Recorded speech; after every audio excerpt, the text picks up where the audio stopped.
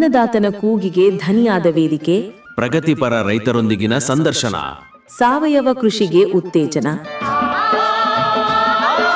ಬಿತ್ತನೆ ಬೀಜ, ರಸಗೊಬ್ಬರ, ಮಿಶ್ರ ಬೆಳೆ, ವಾರ್ಷಿಕ ಬೆಳೆ, ನೀರಾವರಿ ಪದ್ಧತಿ, ಬೆಳೆ ರೋಗ ನಿಯಂತ್ರಣದ ಬಗ್ಗೆ ಮಾಹಿತಿ, ಕೃಷಿ, ರೇಷ್ಮೆ ಹಾಗೂ ತೋಟಗಾರಿಕೆ ಇಲಾಖೆಯಿಂದ ಸಿಗುವ ಸೇವಾ ಸೌಲಭ್ಯಗಳ ಕುರಿತ ಸರಣಿ ಕಾರ್ಯಕ್ರಮ. ತಪ್ಪದೆ ಕೇಳಿ ರೈತ ಧ್ವನಿ, ನಿಮ್ಮ ನೆಚ್ಚಿನ ಜನಧ್ವನಿಯಲ್ಲಿ. ಪ್ರೀತಿಯ ಕೇಳುಗರಿಗೆಲ್ಲ ನಮಸ್ಕಾರ. ನೀವು ಕೇಳ್ತಾ ಇದ್ದೀರಾ ಜನಧ್ವನಿ ರೇಡಿಯೋ. ಇದು 90.8 ಕಂಪನಾಂಕದಲ್ಲಿ ಸರಗೂರಿನಿಂದ ಪ್ರಸಾರವಾಗುತ್ತಿರುವ ಮೈಸೂರಿನ ಮೊಟ್ಟಮೊದಲ ಸಮುದಾಯ ರೇಡಿಯೋ. ನಾನು ನಿಮ್ಮ ರೇಡಿಯೋ ಗೆಳೆಯ ಶ್ರೀಕಾಂತ್ ಸರಗೂರು. ಪ್ರಿಯ ಕೇಳುಗರೆ, ಎಂದಿನಂತೆ ತಮ್ಮೆಲ್ಲರಿಗೂ ರೈತ ಧ್ವನಿ ಕಾರ್ಯಕ್ರಮಕ್ಕೆ ಆತ್ಮೀಯವಾದ ಸ್ವಾಗತವನ್ನು ಕೋರುತ್ತಿದ್ದೇನೆ. ಇಂದಿನ ರೈತ ಧ್ವನಿ ಕಾರ್ಯಕ್ರಮದಲ್ಲಿ ನಮ್ಮ ಜೊತೆ ಇದ್ದಾರೆ ಸರಗೂರು ತಾಲೂಕು ಕೂಡಿಗಿ ಹಾಡಿಯ ಸಾವಯವ ಸಮಗ್ರ ಕೃಷಿಕರಾದಂಥ ಶ್ರೀಯುತ ರವಿಯವರು. ಇವರು ಕಳೆದ 20 ವರ್ಷಗಳಿಂದ ಸ್ವತಃ ಕೃಷಿ ಚಟುವಟಿಕೆಗಳಲ್ಲಿ ತೊಡಗಿಸ್ಕೊಳ್ತಾ ಬರ್ತಾ ಇದ್ದು, ಇರುವಂಥ ಕಡಿಮೆ ಭೂ ಪ್ರದೇಶದಲ್ಲಿ ವಿವಿಧ ರೀತಿಯ ಮಿಶ್ರ ಬೆಳೆಗಳನ್ನು ಬೆಳೆದ್ರ ಜೊತೆಗೆ ಅದರಲ್ಲೂ ವಿಶೇಷವಾಗಿ ಧಾನ್ಯ ಬೆಳೆಗಳು, ತರಕಾರಿ ಬೆಳೆಗಳು, ವಾಣಿಜ್ಯ ಬೆಳೆಗಳು, ಸಿರಿಧಾನ್ಯ ಬೆಳೆಗಳನ್ನು ಬೆಳೀತಾ ಬರ್ತಾ ಇದ್ದಾರೆ. ಜೊತೆಗೆ ವಾಣಿಜ್ಯ ಬೆಳೆಗಳಲ್ಲಿ ಬಾಳೆ, ಶುಂಠಿ ಈ ಬೆಳೆಗಳನ್ನು ಬೆಳೆದ್ರ ಜೊತೆಗೆ ಎರೆಹುಳು ಗೊಬ್ಬರ ಘಟಕವನ್ನು ತಾವೇ ತಯಾರಿಸಿ ಎರೆಹುಳು ಗೊಬ್ಬರದ ಮುಖಾಂತರ ಸಾವಯವ ಕೃಷಿಯನ್ನು ಮಾಡ್ತಾ ಇದ್ದಾರೆ. ಜೊತೆಗೆ ಕೋಳಿ ಸಾಕಾಣಿಕೆ ತರಬೇತಿಯನ್ನು ಪಡೆದು ಉಪಕಸುಬಾಗಿ ಕೋಳಿ ಸಾಕಾಣಿಕೆಯನ್ನು ಮಾಡ್ತಾ ಇದ್ದಾರೆ. ವಿವಿಧ ರೀತಿಯ ತರಬೇತಿಗಳು ಹಾಗೂ ಕಾರ್ಯಕ್ರಮಗಳಲ್ಲಿ ಭಾಗವಹಿಸುತ್ತಾ ತಮ್ಮ ಕೃಷಿ ಜ್ಞಾನವನ್ನು ಹೆಚ್ಚಿಸಿಕೊಳ್ಳುವ ಮುಖಾಂತರ ಒಂದು ಸಮಗ್ರ ಕೃಷಿಯನ್ನು ಮಾಡ್ತಾ ಬರ್ತಾ ಇದ್ದಾರೆ. ಹಾಗಾದರೆ ಬನ್ನಿ ಅವ್ರನ್ನ ಕಾರ್ಯಕ್ರಮಕ್ಕೆ ಸ್ವಾಗತಿಸಿ ಒಟ್ಟಾರೆ ಈ ಸಮಗ್ರ ಕೃಷಿ ಅನುಭವ ಕುರಿತು ಮತ್ತಷ್ಟು ಮಾಹಿತಿಯನ್ನು ತಿಳಿದು ಬರೋಣ. ರವಿಯವರ ಕಾರ್ಯಕ್ರಮಕ್ಕೆ ಸ್ವಾಗತ. ನಮಸ್ಕಾರ. ನಮಸ್ಕಾರ ಸರ್. ಮೊದಲಿಗೆ ತಾವು ಕಳೆದ 20 ವರ್ಷಗಳಿಂದ ಈ ಒಂದು ಕೃಷಿ ಚಟುವಟಿಕೆಗಳಲ್ಲಿ ತೊಡಗಿಸ್ಕೊಳ್ತಾ ಬರ್ತಾ ಇದ್ದೀರಾ. ಆರಂಭದಲ್ಲಿ ಯಾವ ರೀತಿ ಕೃಷಿ ಚಟುವಟಿಕೆಗೆ ಬಂದ್ರಿ? ಆರಂಭದಲ್ಲಿ ಏನನ್ನೆಲ್ಲ ಬೆಳೀತಾ ಇದ್ರಿ? ಆರಂಭದಲ್ಲಿ ಬೋರ್ ಇರಲಿಲ್ಲ, ಬರೀ ಹತ್ತಿ ರಾಗಿ ಬೆಳೀತಿದ್ದೆ ಅಷ್ಟೇ. ಬರ್ತಾ ಬರ್ತಾ ಬೋರು ಗೌರ್ಮೆಂಟಿಂದ ಬೋರ್ ಆಯಿತು. ಬರ್ತಾ ಬರ್ತಾ ಒಂದೊಂದು ಬೆಳ್ಕೊಂಡು ಈಗ ಇಲ್ಲಿ ಮಟ್ಟಕ್ಕೆ ಬೆಳ್ಕೊಂಡಿದ್ದೀವಿ. ವಾಣಿಜ್ಯ ಬೆಳೆಯ ಮಟ್ಟಕ್ಕೆ ಬೆಳ್ಕೊಂಡಿದ್ದೀವಿ. ಈಗ ತಮ್ಮದು ಶಿಕ್ಷಣ ಏನಾಗಿದೆ? ಎಸ್ ಎಲ್ ಸಿ ಮಾತ್ರ ನಮ್ಮದು. ನಾನು 2015 ಲಾಸ್ಟ್ ಮಾಡ್ಬಿಟ್ಟು ಕೃಷಿ ಮಾಡ್ಬೇಕಂತಲೇ ಬಿಟ್ಬಿಟ್ಟು ನಾನು ಬೇರೆ ಕಾಲೇಜಿಗೂ ಹೋಗಲಿಲ್ಲ. ಈ ಕೃಷಿ ಮಾಡ್ತಾ ಇದ್ದೀನಿ. SSLC ವರೆಗೂ ಶಿಕ್ಷಣ ಪಡೆದು ನಂತರ ಕೃಷಿಗೆ ತೊಡಗಿಸ್ಕೊಳ್ಬೇಕು ಅಂದ್ಬಿಟ್ಟು ಎಷ್ಟನೇ ವರ್ಷದಲ್ಲಿ ತಾವು ಕೃಷಿ ಶುರು ಮಾಡಿದ್ದು? 2007ರಲ್ಲಿ 2005ರಲ್ಲಿ ನಾವು SLC ಬಿಟ್ಟಿದ್ದು. ಆಮೇಲೆ 2007ರಿಂದ ನಮ್ಮಪ್ಪರ ತೊಂದರೆ ಆಯ್ತಲ್ಲ, ನಮ್ಮಪ್ಪದ ಸ್ಟ್ರೋಕ್ ಆಯಿತು. ಆ ವರ್ಷದಿಂದ ನಾನು ಮಾಡ್ತಿರೋದು. ತಾವು 2007ನೇ ಇಸ್ವಿಲಿ ಕೃಷಿಯನ್ನು ಆರಂಭ ಮಾಡಿದಂಥ ಸಂದರ್ಭದಲ್ಲಿ ಆಗಿರ್ಬೋದು, ಆಗ ತಮ್ಮ ತಂದೆಯವ್ರ ಜೊತೆ ಕೃಷಿ ಮಾಡ್ತಿದ್ದಂಥ ಸಂದರ್ಭದಲ್ಲಿ ಆಗಿರ್ಬೋದು, ಪ್ರಮುಖವಾಗಿ ಏನೇನು ಬೆಳೆಗಳನ್ನು ಬೆಳೀತಾ ಇದ್ರಿ? ಆಗಿನ ಕೃಷಿ ಪದ್ಧತಿ ಹೇಗಿತ್ತು? ಆಗ ಬೆಳೀತಿದ್ದು ಹತ್ತಿ, ರಾಗಿ ಎರಡೇ. ಇಲ್ಲ ಅವರೇ ಹತ್ತಿ ಒಳಗಡೆ ಉಳ್ಳಿ ಹಾಕ್ತಿದ್ದವು ಅಷ್ಟೇ ಬೆಳೀತಿದ್ದು. ಬೇರೆ ತರಕಾರಿ ಬೆಳೆಯೋಕ್ಕಾಯ್ತಿತ್ತಿಲ್ಲ, ಯಾಕಂದ್ರೆ ಬೋರ್ ನೀರು ಇರ್ತಿಲ್ಲ, ಆಗ ಇರ್ತಿತ್ತಿಲ್ಲ. ಈ ಬೋರ್ ಹಾಕಿ ಒಂದು 12 ವರ್ಷ ಆಗಿದೆ. ಮೊದಲು ಬೋರ್ ಇತ್ತಿಲ್ವಲ್ಲ, ಬರೀ ಮಳೆ ಆಶ್ರಿತ ಬೆಳೆಗಳನ್ನ ಮಾತ್ರ ಬೆಳಿಬೇಕಾಗಿತ್ತು. ಅದರಿಂದ ಬೇರೆ ಬೆಳೆ ಆಗ್ತಿಲ್ಲ. ರಾಗಿ ಜೊತೆಗೆ ಯಾವ್ರೆ, ಹುಳ್ಳಿಕಾಳು ಇಂಥ ಬೆಳೆ ಮಾತ್ರ ಬೆಳೀತಿದ್ದು. ಮಳೆ ಯಾವುದು ಸೂಟ್ ಆಗುತ್ತೆ ಅದು. ಆಗಿನ ಕಾಲದಲ್ಲೆಲ್ಲ ಮಳೆ ಆಶ್ರಿತವಾಗಿ ತಾವು ಮಳೆ ಜೊತೆ ಪ್ರಸ್ತುತ ತಾವು ಬೋರ್ವೆಲ್ ವ್ಯವಸ್ಥೆ ಮಾಡ್ಕೊಂಡಿದ್ದೀರಾ. ನೀರಾವರಿ ವ್ಯವಸ್ಥೆ ಇರೋದ್ರಿಂದ ವರ್ಷದ 365 ದಿನ ಕೃಷಿ ಚಟುವಟಿಕೆ ಇದ್ದೇ ಇರ್ತದೆ. ಆಗಿನ ಸಂದರ್ಭದಲ್ಲಿ ಕೇವಲ ಮಳೆ ಆಧಾರಿತವಾಗಿ ಬೆಳೀತಿದ್ರಿಂದ ಆ ಸಂದರ್ಭದಲ್ಲಿ ಅಷ್ಟೇ ತಾವು ಕೃಷಿಯಿಂದ ತೊಡಗಿಸ್ಕೊಳ್ತಾ ಇದ್ವಿ. ಇನ್ನು ಮಿಕ್ಕಿದ ಸಂದರ್ಭದಲ್ಲಿ ಏನ್ ಮಾಡ್ತಾ ಇದ್ರಿ? ಮಿಕ್ಕಿದ ಸಂದರ್ಭದಲ್ಲಿ ಬೇಸಿಗೆಲ್ಲ ಕೂಲಿಗೆ ಹೋಗ್ತಿದ್ದೋ. ಶುಂಠಿ ಕೆಲಸಗಳೆಲ್ಲ ಶಿವಮೊಗ್ಗ ಸೈಡು ಆ ಕಡೆ ಎಲ್ಲ ಹೋಗ್ತಿದ್ದೋ. ಈಗ ನವಂಬರ್ ಡಿಸೆಂಬರ್ಲೆಲ್ಲ ಕ್ಲೋಸ್ ಆಗಿ ಹೋಗ್ತಿತ್ತು ಈ ಯಾವುದೇ ಫಸಲು ಮಳೆಗಾಲದಲ್ಲಿ. ಆಮೇಲೆ ಪುನಃ ಮಾರ್ಚ್ ಗಂಟ ಕೆಲಸ ಇರ್ತಿತ್ತಿಲ್ವಲ್ಲ, ಎಲ್ಲ ಶುಂಠಿ ಕೆಲಸಕ್ಕೆ ಬೇರೆ ಶಿವಮೊಗ್ಗ ಸೈಡೆಲ್ಲ ಹೋಗ್ತಿದ್ದಾಗ. ಆಗ ತಮ್ಮ ತಂದೆಯವ್ರ ಕಾಲದಲ್ಲಿ ತಾವು ಜೊತೆಗೂಡಿ ಕೃಷಿ ಮಾಡ್ತಿದ್ರಲ್ಲ, ಆಗಿನ ವ್ಯವಸಾಯ ಪದ್ಧತಿ ಆಗಿರ್ಬೋದು, ಅದಕ್ಕೆ ಬಳಸ್ತಿದ್ದಂಥ ಗೊಬ್ಬರ ಆಗಿರ್ಬೋದು, ಆಗಿನ ವ್ಯವಸಾಯ ಕ್ರಮ ಹೇಗಿರ್ತಿತ್ತು? ಅದು ಆಗನು ನಮ್ಮ ತಂದೆಯವರು ಅಷ್ಟು ಗೌರ್ಮೆಂಟ್ ಗೊಬ್ಬರನ ಬಳಸ್ತಿಲ್ಲ, ರಾಸಾಯನಿಕ ಗೊಬ್ಬರಗಳನ್ನ ಬಳಸಿತ್ತಿಲ್ಲ. ಆಗಿನ ಕಾಲದಿಂದಲೂ ಎರೆಹುಳ ಇತ್ತು. ಈ ಮೈರಾಡಪ್ಪ ಅನ್ನೋರು ನಮ್ಗೆ ಎರೆಹುಳ ತೊಟ್ಟಿ ಮಾಡಿಕೊಟ್ಟು ಅದರಿಂದ ಎರೆಹುಳ ಗೊಬ್ಬರ ಮಾಡ್ಕೊಂಡು ಗೊಬ್ಬರ ಹಾಕ್ತಿದ್ವು. ಅಷ್ಟು ಕ್ರಿಮಿನಾಶಗಳನ್ನ ಅಷ್ಟು ಬಳಸ್ತಿಲ್ಲ. ಈಗಲೂ ಅದನ್ನೇ ಕಂಟಿನ್ಯೂ ಮಾಡ್ಕೊಂಡು ಬರ್ತಾವೆ, ಅಷ್ಟು ಬಳಸ್ತಾ ಇಲ್ಲ ನಾವು. ಅದೇ ತಾವು ಅನಾದಿ ಕಾಲದಿಂದಲೂ ಸಾವಯವ ಪದ್ಧತಿನಲ್ಲೇ ಕೃಷಿ ಮಾಡ್ತಿರೋಂಥದ್ದು. ಯಾವುದೇ ರೀತಿಯ ರಾಸಾಯನಿಕ ಗೊಬ್ಬರ, ರಾಸಾಯನಿಕ ಕ್ರಿಮಿನಾಶಗಳನ್ನ ತಾವು ಬಳಸಿಲ್ಲ? ಇಲ್ಲ ಆಗಿನ ಕಾಲದಿಂದ ಅಷ್ಟೇ. ಒಟ್ಟು ಎಷ್ಟು ಎಕರೆ ಭೂ ಪ್ರದೇಶವನ್ನು ತಾವು 4 ಎಕರೆ ಇದೆ ನಮ್ಮ 4 ಎಕರೆ ಸ್ವಂತವಾಗಿದೆ. ಸ್ವಂತವಾಗಿದೆ. ಸಾಕಾಗುತ್ತಾ ಒಂದು ಬೋರ್ ವ್ಯವಸ್ಥೆ? ನಮ್ಮಲ್ಲಿ ಒಂದು ಗೌರ್ಮೆಂಟ್ ಆಗಿರೋದು, ಒಂದು ನಾವು ಸ್ವಂತ ಹೊಡಿಸ್ಕೊಂಡಿದ್ವಿ, 2 ಬೋರ್ ಇದೆ. 2 ಬೋರ್ ವ್ಯವಸ್ಥೆಯಿಂದ 4 ಎಕರೆಗೂ ನೀರು ಪರವಾಗಿಲ್ಲ, ಚೆನ್ನಾಗಿದೆ. ಚೆನ್ನಾಗಿದೆ. ಈ ಇರುವಂತ 4 ಎಕರೆ ಭೂ ಪ್ರದೇಶವನ್ನ ಯಾವ್ಯಾವ ರೀತಿ ತಾವು ವಿಭಾಗ ಮಾಡ್ಕೊಂಡು ಯಾವ್ಯಾವ ರೀತಿ ಬೆಳೆಗಳನ್ನ?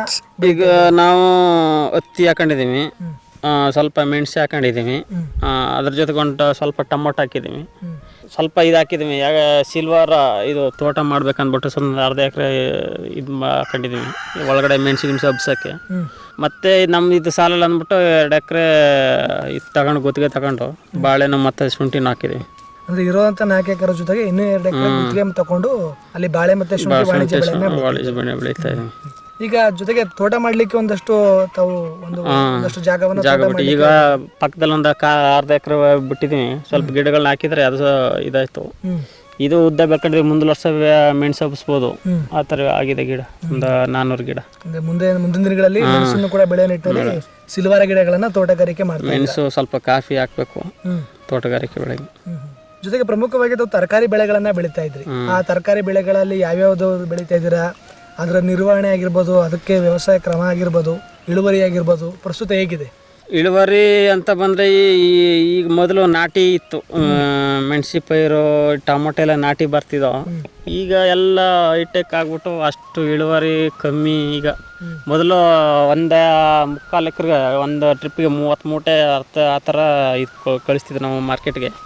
ಈಗ ಇಳುವರಿ ಕಮ್ಮಿ, ಒಂದು 3-4 ಬೀಡು ಸಿಗುತ್ತೆ ಅಷ್ಟೇ ಈಗ ಇಳುವರಿ. ಏನೇ ಔಷಧಿ ಏನೇ ಯಾವುದೇ ಗೊಬ್ಬರ ಕೊಟ್ಟರು ಸ್ವಲ್ಪ ಬಿತ್ತನೆ ಬೀಜದಿಂದ ತೊಂದರೆ ಆಗ್ತಾಯಿದೆ. ಇಳುವರಿದು ತೆಗಿಯೋಕ್ಕೆ ಪ್ರಾಬ್ಲಮ್ ಅಲ್ಲ, ಬಿತ್ತನೆದು ಸ್ವಲ್ಪ ಬೀಜನೇ ಸ್ವಲ್ಪ ಇದಾಗ್ತದೆ ನಮಗೆ.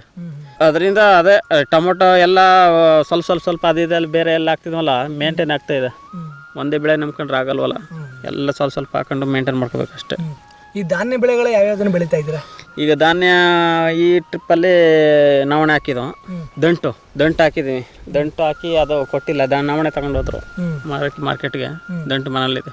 ಸಿರಿಧಾನ್ಯದಲ್ಲಿ ನವಣೆ ಹಾಕಿದ್ರಿ? ನವಣೆ ಎಷ್ಟು ಎಕರೆ ಹಾಕಿದ್ರಿ ನವಣೆ? ಅರ್ಧ ಎಕರೆ ಹಾಕಿದ್ವು. ಇಳುವರಿ ಹೇಗೆ ಸಿಕ್ತು? ಇಳುವರಿ ಚೆನ್ನಾಗಿದೆ, ಇಳುವರಿ ಚೆನ್ನಾಗಿದೆ, ಪರವಾಗಿಲ್ಲ, ಇಳುವರಿ ಚೆನ್ನಾಗಿದೆ. ಹೋದ ವರ್ಷನೂ ಹಾಕಿದ್ದೆ ನಾವು. ಹೋದ ವರ್ಷ ಈ ಯಾವುದೋ ಕೊರಲೆ ಮತ್ತು ನವಣೆ ಹಾಕಿದ್ದೋ. ಕೊರಲೆ ನಮ್ಮಲ್ಲಿ ಶೂಟ್ ಆಗಲಿಲ್ಲ ಅದು, ಯಾಕಂದರೆ ಅದು ಬುಡ ನಿಲ್ಲಲ್ಲ, ಕೆಳಗಡೆ ಉಳ್ಳೋಗುತ್ತೆ. ಅದು ಎಲಿ ಕಾಟ ಜಾಸ್ತಿ ಆಯಿತು. ಅದಕ್ಕಿಂತ ಈ ವರ್ಷ ನವಣೆ ಮತ್ತು ದಂಟು ಬೆಳೆದಿದ್ದು ಒಳಗಡೆ, ನವಣೆ ಒಳಗಡೆ ದಂಟು ಬೆಳೆದಿದ್ದು. ಸಂಸ್ಥೆ ಕಡೆಯಿಂದ ಯಾವ್ಯಾವ ರೀತಿಯ ಬಿತ್ತನೆ ಬೀಜಗಳನ್ನ ಪಡ್ಕೊಂಡು ಕೃಷಿಗೆ ಬಳಸ್ಕೊತಾ ಇದ್ದೀರಾ? ಸಂಸ್ಥೆ ಕಡೆಯಿಂದ ಈ ವರ್ಷ ಹತ್ತಿ ಬೀಜ ತಗೊಂಡಿದ್ದೀವಿ, ನವಣೆ ವರ್ಷ ಕೊಡ್ತಾರೆ. ಈ ವರ್ಷ ದಂಟು ತಗೊಂಡಿದ್ದೀವಿ ಅವು ಅಷ್ಟೇ. ಮತ್ತು ಉಪಕರಣಗಳು ಕೊಡ್ತಾರೆ, ಪೈಪ್ ಸೆಟ್ಟು, ಬೇರೆ ಈ ಬಂಡಿ, ತಳ್ಳಗಾಡಿ, ಮತ್ತು ನಾವು ಕುಡ್ಗೋಲು, ಟಾರ್ಚ್ ಗೀಟ್ಸ್, ಟಾರ್ಪಾಲು ಇಂಥವು ನಾವು ಸರ್ಕಾರಗಳು ಕೊಡ್ತಾ ಇರ್ತಾರೆ. ಈಗ ಪ್ರಸ್ತುತ ಏನೋ ನಮ್ಮ ಸಂಸ್ಥೆ ಕಡೆಯಿಂದ ಬಿತ್ತನೆ ಬೀಜಗಳಾಗಿರ್ಬೋದು, ಕೃಷಿ ಸಲಕರಣೆಗಳು ಸಿಗ್ತಾ ಇದೆ, ಪಡ್ಕೊಂಡು ಒಂದು ಕೃಷಿ ಮಾಡ್ತಾ ಇದ್ದಾರೆ. ಮೊದಲೆಲ್ಲ ಹೇಗೆ ಮಾಡ್ತಾ ಇದ್ರಿ ಕೃಷಿನ? ಮೊದಲು ಈ ಬೋರ್ ಆದಾಗ ನಾವು ಇಲ್ದಿದ್ದು ತಗೊಂಡಿದ್ದೋ ಕೃಷಿ ಇಲಾಖೆಯಲ್ಲಿ. ಆಮೇಲೆ ಕೃಷಿ ಇಲಾಖೆಯಲ್ಲಿ 5 ವರ್ಷ ತಗೊಳ್ಳಂಗಿಲ್ಲ ಒಂದು ಟ್ರಿಪ್ ಅಂದಾಗ ನಾವು ಹೊರಗಡೆ ತಗೋಬೇಕಾಗಿತ್ತು. ಈಗ ಹೊರಗಡೆ ತಗೊಳ್ಳೋದು ಒಂದು ತಪ್ಪು. ಈಗ ಕೃಷಿ ಇಲಾಖೆ ಜೊತೆಗೆ ನಮ್ಮ ಸಂಸ್ಥೆಯವ್ರು ಕೊಟ್ರಲ್ಲ, ಸ್ವಲ್ಪ ಪೈಪ್ ಅಷ್ಟು ಬೇರೆ ಕಡೆ ದುಡ್ಡಿಗೆ ತಗೊಳ್ತಾ ಇಲ್ಲ. ಈಗ ಸರಿ ಆಯ್ತು ನಮಗೆ. ಈಗ ತಾವು ಇರುವಂಥ 4 ಎಕರೆ ಭೂ ಪ್ರದೇಶದಲ್ಲಿ ಆ ತರಕಾರಿ ಬೆಳೆ ಮತ್ತು ಈ ಥರ ಧಾನ್ಯ ಬೆಳೆಗಳನ್ನು ಬೆಳೆಯೋದ್ರ ಜೊತೆಗೆ ಇನ್ನೂ ಹೆಚ್ಚುವರಿಯಾಗಿ 2 ಎಕರೆ ಭೂಮಿಯನ್ನು ತಾವು ಗುತ್ತಿಗೆ ಆಧಾರದ ಮೇಲೆ ವಾಣಿಜ್ಯ ಬೆಳೆಗಳನ್ನೇ ಬೆಳೀತಾ ಇದ್ದೀರಾ. ಅದರಲ್ಲಿ ಪ್ರಮುಖವಾಗಿ ಬಾಳೆ ಮತ್ತು ಶುಂಠಿಯನ್ನು ಬೆಳೆಸ್ತಾ ಇದ್ದೀರಾ. ಕೆಲವು ಭಾಗಗಳಲ್ಲಿ ಗಮನಿಸ್ತು ಅಂದರೆ ಬಾಳೆ ಆಗಿರ್ಬೋದು, ಶುಂಠಿ ಆಗಿರ್ಬೋದು, ಹೆಚ್ಚಿನದಾಗಿ ರಾಸಾಯನಿಕವನ್ನು ಬಳಸ್ತಾರೆ. ಹೆಚ್ಚಿನದಾಗಿ ರಾಸಾಯನಿಕ ಗೊಬ್ಬರಗಳು, ಕ್ರಿಮಿನಾಶಕಗಳನ್ನು ಬಳಸಿ ಅದರಿಂದ ಹೆಚ್ಚಿನ ಇಳುವರಿಯನ್ನು ಪಡೆಯುವಂಥ ನಿರೀಕ್ಷೆಯಲ್ಲಿ ರೈತರುಗಳು ಬೆಳೆಯೋದನ್ನು ನಾವು ಗಮನಿಸ್ತೀವಿ. ತಾವು ಪ್ರಸ್ತುತ ಈ 2 ಎಕರೆ ಪ್ರದೇಶದಲ್ಲಿ ಶುಂಠಿ ಮತ್ತು ಬಾಳೆಯನ್ನು ವಾಣಿಜ್ಯ ಬೆಳೆಯಾಗಿ ಬೆಳೀತಾ ಇದ್ದೀರಲ್ಲ, ಇದನ್ನು ಕೂಡ ತಾವು ಸಂಪೂರ್ಣವಾಗಿ ಸಾವಯವದಲ್ಲೇ ಬೆಳೀತಾ ಇದ್ದೀರಾ? ಇಲ್ಲ, ಸಾವಯವ ಅಂದ್ರೆ ಈ ಶುಂಠಿಗೆ ಬಾಳೆಗೆ ಸಾವಯವ ಆಗುತ್ತೆ, ಶುಂಠಿಗೆ ಫುಲ್ ಸಾವಯವದಲ್ಲಿ ಬೆಳೆಯೋಕ್ಕಾಗಲ್ಲ. ಯಾಕಂದ್ರೆ ನಾವು ಹಾಕಿ ನೋಡಿದ್ದೀವಿ, ಸ್ವಲ್ಪ ಬೇರೆ ಹಾಕಲೇಬೇಕು. ಸಾವಯವ ಅಂದರೆ ನಮ್ಗೆ ಇಲ್ಲಿ ಅಡ್ಜಸ್ಟ್ ಆಗಲ್ಲ, ಅದು ಇಳುವರಿ ಕಮ್ಮಿ ಆಗುತ್ತೆ. ಆದ್ದರಿಂದ ನಾವು ಅಷ್ಟು ಕೆಮಿಕಲ್ಲು ಮತ್ತು ಗೊಬ್ಬರ ಅಷ್ಟು ಯೂಸ್ ಮಾಡ್ತಾ ಇಲ್ಲ. ಕೆಲವರು ಈ ಕೇರಳದವರು 10 ದಿನಕ್ಕೆ 3 ದಿನಕ್ಕೂ ಯೂಸ್ ಮಾಡ್ತಾರಲ್ಲ, ಆ ಥರ ಮಾಡ್ತಾ ಇಲ್ಲ. ನಾವು ಎಷ್ಟು ಬೇಕು ಅಷ್ಟು ಕೊಡ್ತಾಯಿದ್ದೀವಿ ಅಷ್ಟೇ. ಗೊಬ್ಬರ ಆದರೂ ಅಷ್ಟೇ 1 ಮೂಟೆ ಕೊಡ್ತಾಯಿದ್ದೀವಿ.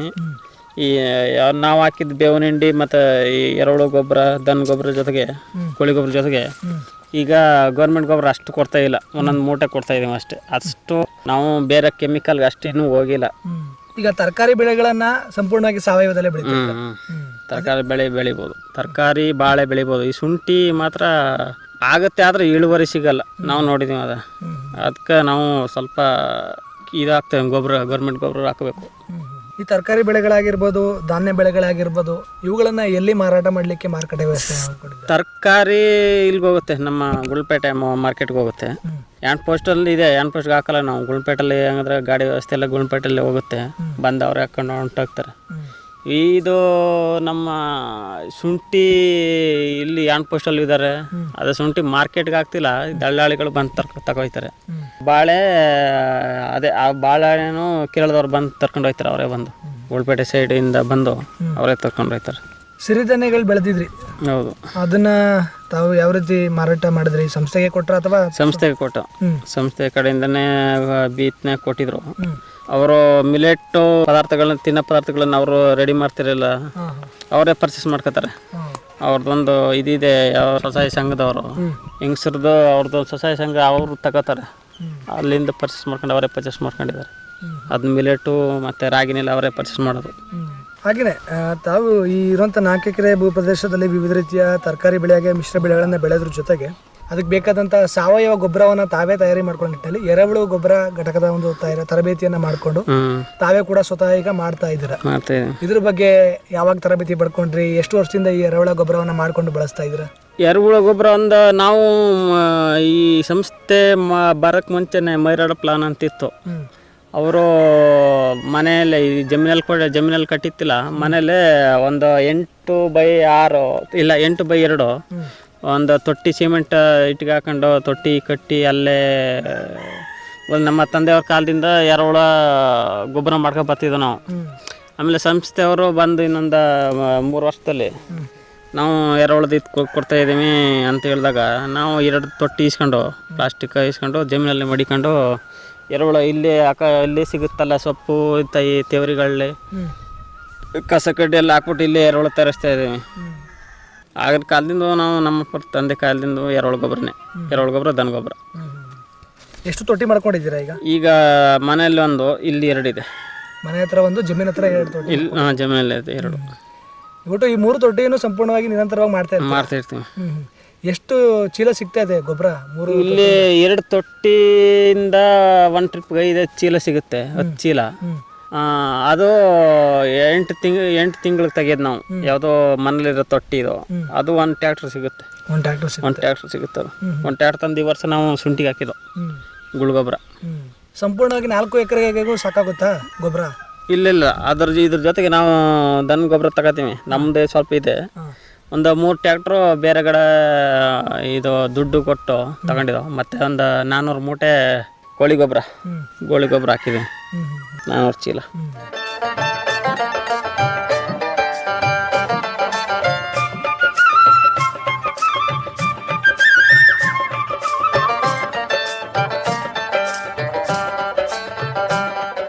ಜೊತೆಗೆ ತಾವು ಕೋಳಿ ಸಾಕಾಣಿಕೆ ತರಬೇತಿಯನ್ನು ಪಡ್ಕೊಂಡು ಕೃಷಿ ಚಟುವಟಿಕೆ ಜೊತೆಗೆ ಉಪಕಸಬಕ್ಕಾಗಿ ಕೋಳಿ ಸಾಕಾಣಿಕೆಯನ್ನು ಮಾಡ್ತಿದ್ರ. ಯಾವಾಗ ಕೋಳಿ ಸಾಕಾಣಿಕೆ ತರಬೇತಿಯನ್ನು ಪಡ್ಕೊಂಡ್ರಿ? ಮೊದ್ಲೇನಾದ್ರೂ ಕೋಳಿ ಸಾಕ್ತಾ ಇದ್ರ? ಮೊದಲಂದ್ರೆ ಮಾಮೂಲಿ ನಮ್ಮಲ್ಲೆಲ್ಲ 3-4 ಕೋಳಿ 5 ಕೋಳಿ ಹಂಗೆಲ್ಲ ಮನೆ ಸಾಕ್ತಿದ್ವಲ್ಲ, ಅದು ಸ್ವಲ್ಪ ಅನುಭವ. ಯಾಕಂದ್ರೆ ಈ ಫಾರಂ ಕೋಳಿಗೂ ನಾಟ್ಕೋಳಿಗೂ ಭಾರಿ ವ್ಯತ್ಯಾಸ ಇದೆ. ಹೌದು. ನಾಟ್ಕೋಳಿ ಬೆಳಗ್ಗೆ ಬಿಟ್ರೆ ಮೇಯ್ಕೊಂಡು ಬಂದು ಒಂದು ಸ್ವಲ್ಪ ರಾಗಿನ ಎರ್ಸ್ಬಿಟ್ಟು ಮೇಯ್ಕೊಂಡು ಬಂದು ಜಾಸ್ತಿ ಖರ್ಚಿರಲ್ಲ ಅವು. ಆಗಲಿಂದ ಸಾಕ ಬಂದು ಸ್ವಲ್ಪ ಅನುಭವ ಇತ್ತು. ಸಂಸ್ಥೆಯವ್ರು ಟ್ರೈನಿಂಗ್ ಕೊಡ್ತೀವಿ ಬನ್ನಿ ಅಂದ ಗಂಟೆ ಹೋಗಿ ಟ್ರೈನಿಂಗ್ 3 ದಿನ ಟ್ರೈನಿಂಗ್ ತಗೊಂಡು ಎಕ್ಸ್ಪೋಸ್ಗೆಲ್ಲ ಹೋಗಿ ನೋಡ್ಕೊಂಡು ಬಂದು ನಂದು ಮುಂದೆ ಮಾಡಬೇಕು ಅಂತ ಒಂದು ಐಡಿಯಾ ಇತ್ತು. ಈ ಕೋಳಿ ಸಾಕಾಣಿಕೆ ಎಲ್ಲ ಈ ಸಂಸ್ಥೆಯವ್ರು ಸಿಕ್ತಿರಲ್ಲ, ಮಾಡೋಣ ಅಂತ ನಾವು ಮಾಡ್ದೋ. ಒಂದು 30 ಕೋಳಿ ಕೊಡಿಸಿದ್ರು. 30 ಕೋಳಿ ಕೊಟ್ಟಾಗ ಅಲ್ಲಿ ಮನೇಲಿ ಜಾಗ ಇರಲಿಲ್ಲ. ಈ ಸಮಯ ಇಲ್ಲೇ ನಾನು 30x10 ಕೋಳಿ ಸಾಕ್ತಾ ಇದ್ದೀನಿ ಜಮೀನಲ್ಲಿ, ಶೆಡ್ ಮಾಡ್ಕೊಂಡು. ಈಗ ಕೊಟ್ಟಿದ್ದ 30 ಕೋಳಿ ಜೊತೆಗೆ 1-2 ಈಗ ಕಾವು ಕೂತೀವಿ, 2 ನಾವು. ಅದ್ರ ಜೊತೆಗೆ ಈಗ ನಮ್ಮಲ್ಲೇ ಒಂದು 15-20 ಕೋಳಿ ಇದಾವೆ ಮನೇಲಿ, ನಾಡ್ಕೋಳಿ. ಅವನ್ನ ತಗೊಬಂದು ಈಗ ಒಂದೊಂದು ಸ್ವಲ್ಪ ದಿನದಲ್ಲಿ ಅದನ್ನು ಬಿಡ್ಬೇಕೀಗ. ಚೆನ್ನಾಗಿ ಆಗ್ತಾಯಿದೆ ಇದು ಕೋಳಿ ಸಾಕಾಣಿಕೆದು. ಈಗ ಶುರು ಮಾಡಿರೋದು ನಾನು, ಇತ್ತೀಚೆಗೆ ಶುರು ಮಾಡಿ. ಎಷ್ಟು ಕೋಳಿ ಇದೆ ಈಗ? ಇಲ್ಲಿ 30-32 ಇದೆ. ಮೊಟ್ಟೆ ಬಂದಿದ್ದಾವೆ? ಮೊಟ್ಟೆ ಆಗ್ತಾಯಿದೆ. ಮೊಟ್ಟೆ ಏನು ಮಾರಾಟ ಮಾಡಿಲ್ಲ? ಮೊಟ್ಟೆ ಏನು ಮಾರಾಟ ಮಾಡಿಲ್ಲ, ಮನೇಲಿ ಯೂಸ್ ಮಾಡ್ತಿದ್ದೀವಿ, ಮನೇಲಿ ತಿನ್ನೋದು ಆ ಥರ. ಮೊಟ್ಟೆ ಮಾರಾಟ ಮಾಡಿಲ್ಲ. ಅದೇ ಕೋಳಿ ನಾವು ಇವತ್ತು ಕೇಳ್ಕೊ ಬಂದಿದ್ರು, ಇಬ್ಬರು 1-2 ಕೋಳಿ ಬೇಕಂತ ಕೇಳ್ಕೊ ಬಂದಿದ್ರು, ಅದಕ್ಕೆ ಬನ್ನಿ ಅಂತ ಹೇಳಿದ್ದೆ. ಮನೆಯಲ್ಲಿ ಕೋಳಿ ಸಾಕ್ತಿದ್ದಕ್ಕೂ ಈಗ ತಾವು ತರಬೇತಿ ಪಡ್ಕೊಂಡು ವೈಜ್ಞಾನಿಕವಾಗಿ ಶೆಡ್ಡಲ್ಲಿ ಸಾಕ್ತಿರೋದಕ್ಕೂ ಎಷ್ಟೆಲ್ಲ ಬದಲಾವಣೆಗಳಿದೆ? ಮನೇಲಿ ಅಂದರೆ ಅವೇ ಮೇಕೆ ಬಂದು ಬರೀ ರಾಗಿ ತಿನ್ಕೊಂಡು ಇದು ತಿನ್ಕೊಂಡು ಬೆಳೀತಿದ್ದೋ ಅಷ್ಟು ನಾವು ಅಷ್ಟು ಅಬ್ಸರ್ವ್ ಮಾಡ್ದಿತ್ತಿಲ್ಲ ಕೋಳಿ ನಾವನ್ನ. ಮೇಕೆ ಬರ್ತಾವ ಅಂದ್ಬಿಟ್ಟು ಬಿಟ್ಬಿಡ್ತೀವಿ. ಇಲ್ಲಿ ನೋಡ್ತೀವಿ, ಬೆಳಿಗ್ಗೆ ಮತ್ತು ಸಾಯಂಕಾಲ ನೋಡ್ತಿರ್ಬೇಕು ಕೋಳಿ ನಾವನ್ನ. ಮತ್ತು ಮೇವು ಹಾಕ್ಬೇಕು. ಬೆಳಿಗ್ಗೆ ಮೇವು ಹಾಕ್ಬಿಟ್ಟು ಇದು ನೀರ್ದು ಇದೈತಲ್ಲ ಡ್ರಿಂಕರ್, ಅದನ್ನ ತೊಳೆದು ಕ್ಲೀನ್ ಮಾಡಿ ಹಾಕ್ಬೇಕು. ಮತ್ತು ಮೊಟ್ಟೆ 2 ಕಾವು ಕೂತೀವಿ, ಅದನ್ನ ನೋಡ್ಕೊತಿರ್ಬೇಕು. ಅದೇ ಇನ್ನೊಂದು 8 ದಿನ ಸ್ಟಾರ್ಟ್ ಮಾಡಿದೀನಿ. ಮುಂದೆ ಅನುಭವ ಇನ್ನು ಸ್ವಲ್ಪ ಕಮ್ಮಿ, ಇನ್ನೊಂದು ಹೋಯ್ತಾ ಗೊತ್ತಾಗುತ್ತೆ. ಕಲಿಬೇಕು, ಇನ್ನು ಕಲಿಯೋದು ಇನ್ನೂ ತುಂಬ ಇದೆ. ಹಾಗೆಯೇ ತಾವು ಈ ರೀತಿಯ ಕೃಷಿ ಚಟುವಟಿಕೆಗಳಲ್ಲಿ ತೊಡಗಿಸ್ಕೊಂಡು ಅದರಲ್ಲಿ ಒಂದು ಅನುಭವ ಪಡ್ಕೋಬೇಕು, ಒಂದು ಜ್ಞಾನ ಸಂಪಾದನೆ ಮಾಡ್ಕೋಬೇಕು ಅಂದರೆ ನೀವು ಭಾಳಷ್ಟು ಸಂಸ್ಥೆಯ ಕಾರ್ಯಾಗಾರಗಳಾಗಿರ್ಬೋದು, ಕೃಷಿ ಮೇಳಗಳಾಗಿರ್ಬೋದು, ಕ್ಷೇತ್ರ ಭೇಟಿಗಳಿಗೆಲ್ಲ ತಾವು ಹೋಗಿ ಭಾಗವಹಿಸಿದ್ರಿ. ಇದರ ಅನುಭವ ಹೇಗಿತ್ತು? ಅದರಲ್ಲೇ ಏನೇನೆಲ್ಲ ಕಲ್ತು ಬಂದ್ರಿ? ನಾವು ಕೃಷಿ ಮೇಳಕ್ಕೆ ಬೆಂಗಳೂರಿಗೆ ಹೋಗಿದ್ದೋ. ಕೃಷಿ ಮೇಳಕ್ಕೆ ಬೆಂಗಳೂರಿಗೆ ಹೋಗಿದ್ದೋ. ಮತ್ತು ಈ ಕೋಳಿ ಸಾಕಾಣಿಕೆದು ಎಕ್ಸ್ಪೋಸ್ ಕರ್ಕೊಂಡೋಗಿ ಫಾರ್ಮ್, ದೊಡ್ಡ ಫಾರ್ಮು, ಅವ್ರಿಗೆ ನಾಟಿ ಕೋಳಿ ಫಾರ್ಮು ಮತ್ತು ಫಾರಮ್ ಕೋಳಿ ಫಾರ್ಮ್ ಎಲ್ಲ ಕರ್ಕೊಂಡೋಗಿದ್ದೋ. ಬೆಂಗಳೂರಿಗೆ ಹೋದಾಗ ಕೃಷಿ ಬಗ್ಗೆ ತುಂಬ ಕಲಿಯೋದಿದೆ ಅಲ್ಲಿ. ಯಾಕಂದ್ರೆ ನಾವಿಲ್ಲಿ ಬರೀ ನಮ್ಮಿಲ್ಲೇ ವಾತಾವರಣ ಕಲ್ವಿ, ಉಪಕರಣಗಳು, ಬತ್ತನೆ ಬೀಜಗಳು, ಮತ್ತು ಯಾವ ತಳಿಗಳು, ಎಷ್ಟು ಕುರಿ ಇದೆ, ಎಷ್ಟು ಮೀನಿದೆ, ಎಷ್ಟೆಷ್ಟು ಗಿಡ ಇದ್ದಾವೆ, ಎಲ್ಲ ಪ್ರಕಾರ ನಾವು ಗೊತ್ತಾಗುತ್ತೆ. ನಮ್ಮಲ್ಲಿ ಇದ್ದಂಗೆ ನಾವು 1-2 ತಳಿ ನೋಡ್ಕೊಂಡು ಇದೇನೋ ಇಷ್ಟೇನೋ ಅಂದ್ಕೊಂಡು ಇರ್ತೀವಿ. ಅಲ್ಲಿಗೆ ಹೋದಾಗ ದೊಡ್ಡ ಸಮುದ್ರ ರೀತಿ ಅದು.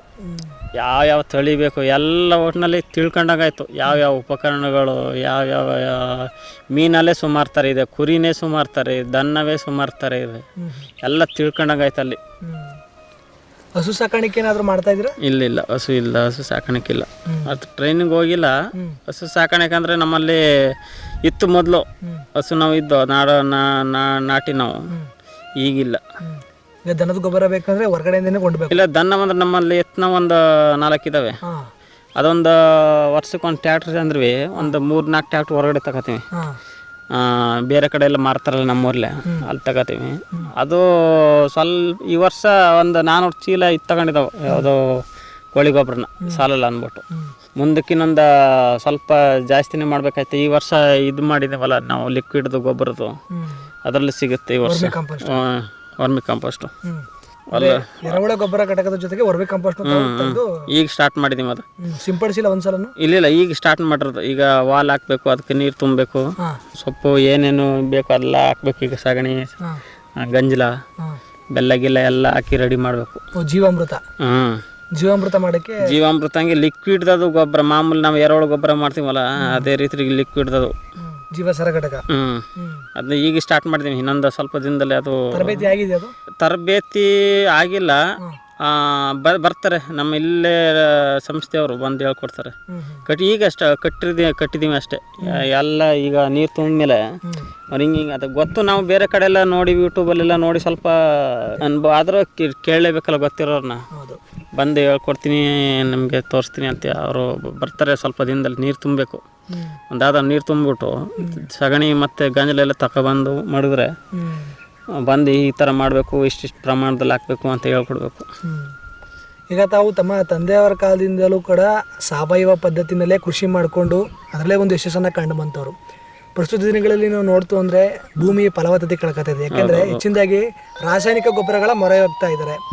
ರಾಸಾಯನಿಕ ಗೊಬ್ಬರಗಳನ್ನು ಹೆಚ್ಚಾಗಿ ಬಳಸೋದ್ರಿಂದ ಭೂಮಿಯ ಫಲವತ್ತತೆ ಹಾಳಾಗ್ತದೆ. ಇಳುವರಿ ಸಿಗ್ಬೋದು, ಆದರೆ ಅದು ಭೂಮಿ ತನ್ನ ಫಲವತ್ತತೆ ಕಳ್ಕೊತಾ ಹೋಗ್ತಾ ಇತ್ತು. ಮುಂದಿನ ದಿನಗಳಲ್ಲಿ ರೈತನಿಗೆ ಸಮಸ್ಯೆ ಆಗೋದು.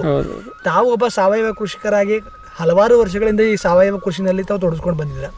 ಈ ನಿಟ್ಟಿನಲ್ಲಿ ಸಾವಯವ ಕೃಷಿಯ ಮಹತ್ವ ಕುರಿತು, ಭವಿಷ್ಯದಲ್ಲಿ ಸಾವಯವ ಕೃಷಿ ಅನ್ನುವಂಥದ್ದು ಎಷ್ಟು ಮಹತ್ವ ಆಗುತ್ತೆ ಅನ್ನೋದು ಕುರಿತು ರೇಡಿಯೋ ಮುಖಾಂತರ ತಾವು ಸಮುದಾಯದ ರೈತರಿಗೆ ಏನು ಹೇಳೋಕ್ಕೆ ಇಷ್ಟಪಡ್ತೀವಿ? ಈಗ ಸಾವಯವ ಅಂದರೆ ನಮ್ಮಲ್ಲಿ ಕೆಲವ್ರ ಕಡೆ ಜಾಸ್ತಿ ಗೊಬ್ಬರ ಹಾಕ್ತಾರೆ. ಆ ಮಣ್ಣಿಗೂ ಈ ಮಣ್ಣಿಗೆ ಮೊನ್ನೆ ನಮ್ಮ ಸಂಸ್ಥೆಯವರೇ ಬಂದಿದ್ದಾರೆ ಇಬ್ಬರು. ಪಕ್ಕದಲ್ಲಿ ಹೋಯ್ತಿದ್ದಾಗ ಅಲ್ಲಿ ಎರೆಹುಳ ಮೇಯ್ತಿತ್ತು. ಈ ಜಮೀನಲ್ಲಿ ಎಲ್ಲೋ ಎರೆಹುಳ ಹೆಚ್ಚಾಗಿದೆ ಅಂತ. ಅದು ಯಾಕಂದರೆ ನಮ್ಮ ಸಾವಯವದು ಪದ್ಧತಿಲಿ ಹಂಗೆ ಎರೆಹುಳಕ್ಕೆ ನಾವು ಜಾಸ್ತಿ ಆಯ್ತವ. ಈ ಗೊಬ್ಬರ ಕೆಮಿಕಲ್ ಯೂಸ್ ಮಾಡಿದ್ರೆ ಎರೆಹುಳು ಸತ್ತು ಮಣ್ಣಿನ ಸತ್ವ ಎಲ್ಲ ಸಾಯ್ತವ. ಈಗ ಫುಲ್ಲು ಎರೆಹುಳ ಗೊಬ್ಬರ ಬಳಸ್ತಾನೆ, ಗೌರ್ಮೆಂಟ್ ಗೊಬ್ಬರ ಬಳಸಿ ಮತ್ತು ಈ ಯಾವುದ್ಯಾವುದೋ ಈ ಕ್ರಿಮಿಕೀಟಗಳ ನಾಶಕಗಳನ್ನ ಬಳಸ್ತಿರಲ್ಲ, ಅವ್ರಿಗೆ ಫುಲ್ ಕಂಟ್ರೋಲ್ ಮಾಡಿ ನೀವು ಬರೀ ಇದಕ್ಕೆ ಬನ್ನಿ ಅಂತ ಹೇಳೋಕ್ಕಾಗಲ್ಲ. ಯಾವುದಕ್ಕೆ ಸಾವಯವ ಕೃಷಿಗೆ ಸ್ವಲ್ಪ ಈ ವರ್ಷ ಒಂದು 10 ಮೂಟೆ ಗೊಬ್ಬರ ಹಾಕೋರು ಗೌರ್ಮೆಂಟ್ ಗೊಬ್ಬರ, ಒಂದು 5 ಮೂಟೆಗೆ 3 ಮೂಟೆಗೆ ಇಳಿಸ್ಕೊ ಬಂದು ಆಮೇಲೆ ಕಂಟ್ರೋಲ್ ಮಾಡ್ಕೋಬೋದು ಅಷ್ಟೇ. ಒಟ್ಟಿಗೆ ಈಗ ಒಂದೇ ಸಲ ಕಂಟ್ರೋಲ್ ಮಾಡಿದ್ರೆ ಅವರು ಇಳುವರಿ ಕಮ್ಮಿ ಆಗುತ್ತೆ. ಯಾಕಂದರೆ ಈ ಫಲವತ್ತತೆ ಹೆಚ್ಚಿಸ್ಬೇಕಲ್ಲ, ಈ ದನ ಗೊಬ್ಬರ ಹಾಕಬೇಕು, ಈ ಎರೆಹುಳ ಗೊಬ್ಬರ ಹಾಕಬೇಕು, ಎಲ್ಲ ಗೊಬ್ಬರ ಹಾಕಿದ್ರೆ ಭೂಮಿ ಫಲವತ್ತತೆ ಆಗೋದು. ಯಾಕಂದರೆ ಎಲ್ಲ ಕೆಡಿಸ್ಬಿಟ್ಟಿದ್ದಾರೆ ಈಗಾಗಲೇ. ಈಗ ಸ್ವಲ್ಪ ಕಮ್ಮಿ ಮಾಡ್ಕೊಂಡು ಬಂದು ಆಮೇಲೆ ಫುಲ್ಲು ಇವ್ರು ಸಾವಯವ ಕೃಷಿಗೆ ತೊಡಸ್ಕೊಂಡ್ರೆ ಫಲ ಸಿಗುತ್ತೆ. ಅಂದರೆ ಹಂತವಾಗಿ ಬರಬೇಕಾಗಿದೆ. ಅದೇ ಅಂತ ಈಗ 10 ಮೂಟೆ ರಾಸಾಯನಿಕ ಗೊಬ್ಬರ ಬಳಸೋ ಟೈಮಲ್ಲಿ ಅದನ್ನು ಒಂದು 8 ಮೂಟೆ 3 ಮೂಟೆಗೆ ಕಡಿಮೆ ಮಾಡ್ತಾ ಸಾವಯವ ಗೊಬ್ಬರವನ್ನೇ ಬಳಸ್ತಾ ಹೋದಷ್ಟು ಅಲ್ಲಿಗೆ ಬ್ಯಾಲೆನ್ಸ್ ಸಾವಯವ ಕಡೆ ಬರ. ಒಂದೇ ಸಲ ಈಗ ಗೊಬ್ಬರ ಬಳಸ್ತಿರೋರು ಗೌರ್ಮೆಂಟ್ ಗೊಬ್ಬರನ ಸಾವಯವ ತಕ್ಷಣ ಬಂದ್ರೆ ಅದು ಅವ್ರಿಗೆ ಇದು ಸಿಗಲ್ಲ, ಇಳುವರಿ ಸಿಗಲ್ಲ, ಮತ್ತು ಅವ್ರಿಗೆ ಒಂಥರ ಆಗುತ್ತೆ. ಅದಕ್ಕೆ ಸ್ವಲ್ಪ ಕಮ್ಮಿ ಮಾಡ್ಕೊಂಡು ಬಂದರೆ ಅವ್ರಿಗೂ ಫಲವತ್ತತೆ ಇರ್ತದೆ, ಮಣ್ಣಲ್ಲಿ ಜಾಸ್ತಿ ಆಗುತ್ತೆ ವರ್ಷ.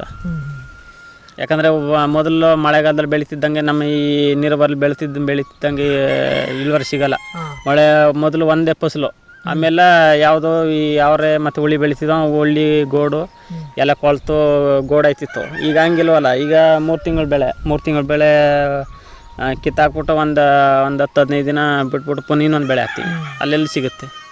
ಅದಕ್ಕೆ ಗೊಬ್ಬರ ಹಾಕ್ಲೇಬೇಕಾಯ್ತು, ದನ ಗೊಬ್ಬರನ. 3 ತಿಂಗಳು ಬೆಳೆ ಬೆಳಿತೀನಿ ಅಂದರೆ ಅದಕ್ಕೆ ಮಣ್ಣಿಗೆ ಸತ್ವ ಬೇಕಲ್ಲ.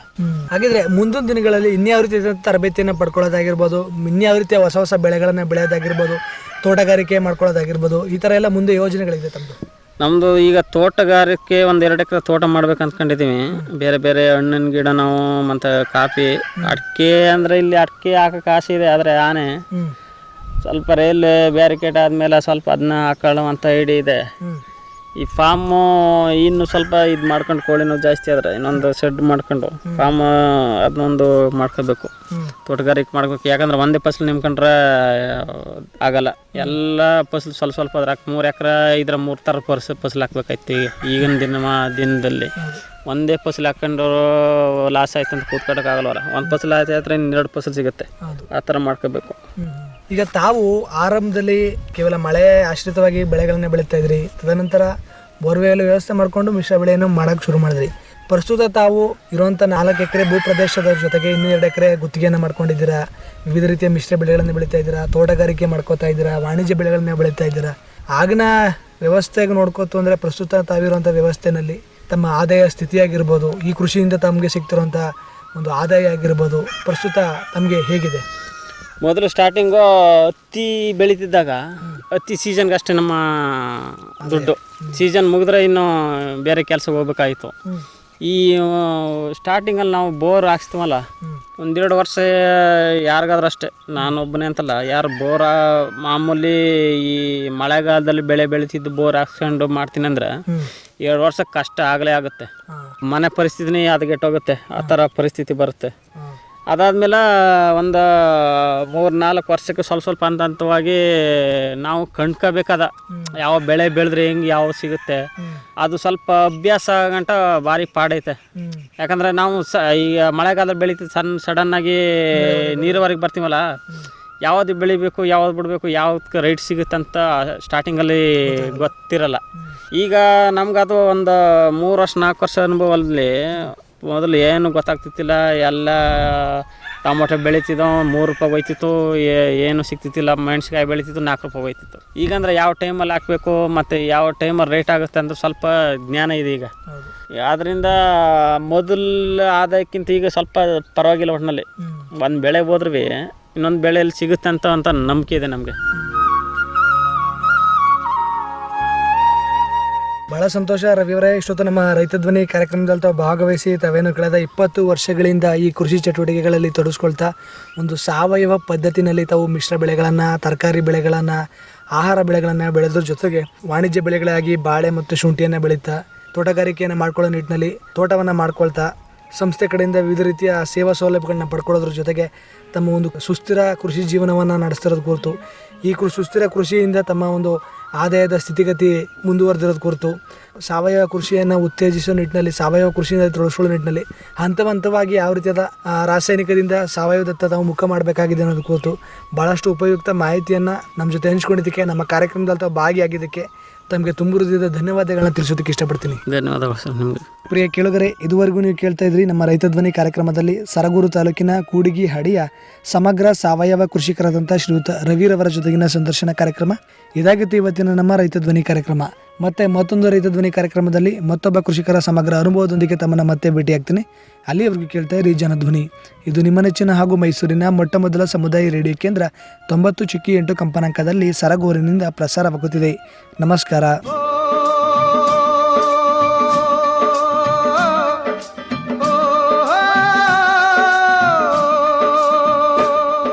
ಅನ್ನದಾತನ ಕೂಗಿಗೆ ಧನಿಯಾದ ವೇದಿಕೆ, ಪ್ರಗತಿಪರ ರೈತರೊಂದಿಗಿನ ಸಂದರ್ಶನ, ಸಾವಯವ ಕೃಷಿಗೆ ಉತ್ತೇಜನ, ಬಿತ್ತನೆ ಬೀಜ, ರಸಗೊಬ್ಬರ, ಮಿಶ್ರ ಬೆಳೆ, ವಾರ್ಷಿಕ ಬೆಳೆ, ನೀರಾವರಿ ಪದ್ಧತಿ, ಬೆಳೆ ರೋಗ ನಿಯಂತ್ರಣದ ಬಗ್ಗೆ ಮಾಹಿತಿ, ಕೃಷಿ, ರೇಷ್ಮೆ ಹಾಗೂ ತೋಟಗಾರಿಕೆ ಇಲಾಖೆಯಿಂದ ಸಿಗುವ ಸೇವಾ ಸೌಲಭ್ಯಗಳ ಕುರಿತ ಸರಣಿ ಕಾರ್ಯಕ್ರಮ. ತಪ್ಪದೆ ಕೇಳಿ ರೈತ ಧ್ವನಿ, ನಿಮ್ಮ ನೆಚ್ಚಿನ ಜನಧ್ವನಿಯಲ್ಲಿ.